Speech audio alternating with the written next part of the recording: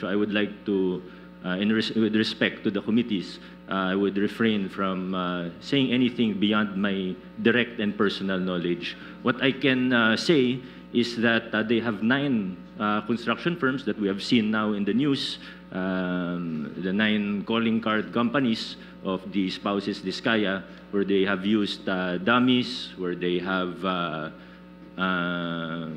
become huge contractors, and all of these 9 companies are based in Pasig. Practically all of these companies have tax deficiencies, probably with the BIR as well, but definitely with the LGU. Marami po silang violations. Recently, they have been, Mr. Diskaya has been recently convicted of 2 counts of building code violations. So medyo notorious po ito. Nagsimula sila sa LGU.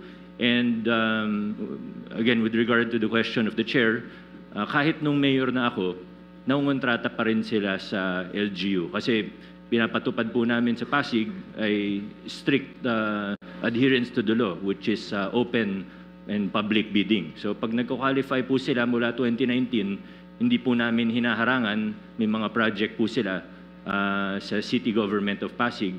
Hindi naman siguro kalakihan na project, pero meron po silang projects with the city, and we have observed with the DPWH, palaki ng palaki yung mga project nila. Yung napag-uusapan po ngayon na 31 billion pesos of flood control projects, katunayan, flood control projects pa lang po ito. Hindi bababa sa 100 billion pesos ang total contracts po nila sa ating pamahalaan, Mr. Chair. Siguro as a final question before proceeding, Mayor Vico Soto, you mentioned in your Facebook statement that you had seen many inconsistencies, no, in the testimony of the Diskayas, no? So maybe you can intimate to the committee what these particular inconsistencies are. Thank you, Mr. Chair. Marami nga po tayo na obserbahan na you use the term inconsistencies, but I would like to be more direct. Kasinungalingan po talaga. At lantarang kasinungalingan naman po yung mga sinasabi nito. Hindi naman po bago sa kanila ang pagsisinungaling. Naobserbahan na po natin ito on the record and in public very many times. Sabi nga, dito sa kaso na ito, ang sinungaling ay asawa ng magnanakaw. Kaya ito po talaga yung nakikita natin.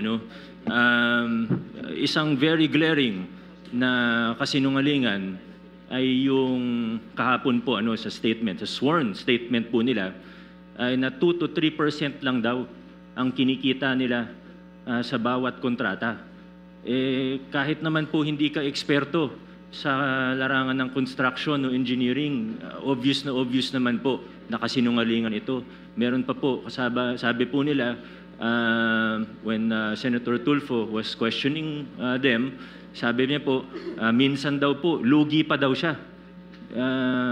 Ang bait naman po ng mga ito. Kung tumatanggap sila ng kontrata sa gobyerno, nagbibid sila para malugi. No sane business person would do that. Of course, I think everyone in this room would agree. Sinasabi nila 2 to 3% yung normal, 5% daw pag sinuwerte.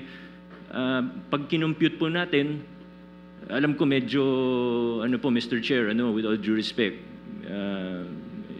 if we just apply simple logic, it is already clear that they are lying.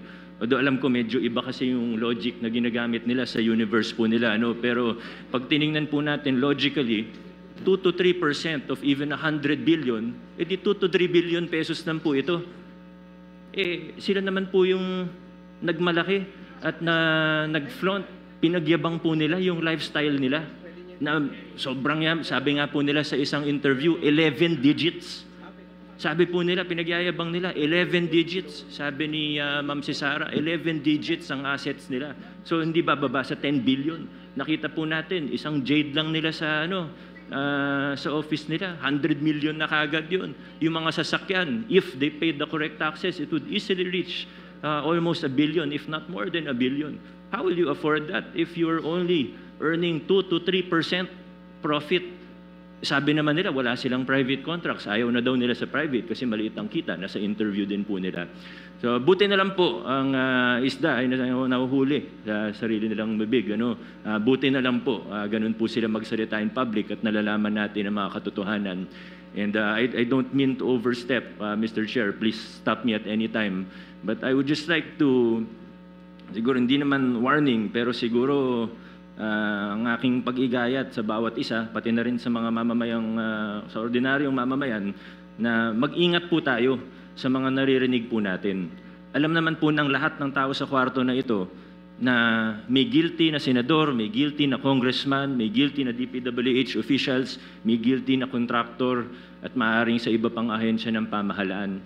Pero sa puntong ito, nakikita po natin, hindi lang sila basta naglalaglagan, gusto nila magulo ang kwento. Gusto nila lituhin tayo. Gusto nila na hindi na natin malalaman kung ano totoo para eventually mawawala na lang na parang bula. Magkakalituhan na tayo, hindi na natin malalaman kung anong totoo sa hindi. Magbabanggit na lang ng kung ano na wala naman silang pruweba o ebidensya. Sa mga pangalan na nabanggit niya po kahapon, naniniwala ako may iba doon, totoo. Pero hindi tayo present, they have to present evidence, of course. And I think we really have to be careful because in our experience with them, in my experience with them, Mr. Chair, these are people who are really capable of lying without batting an eyelash. So we have to be very careful in how we proceed. Thank you, Mr. Chair.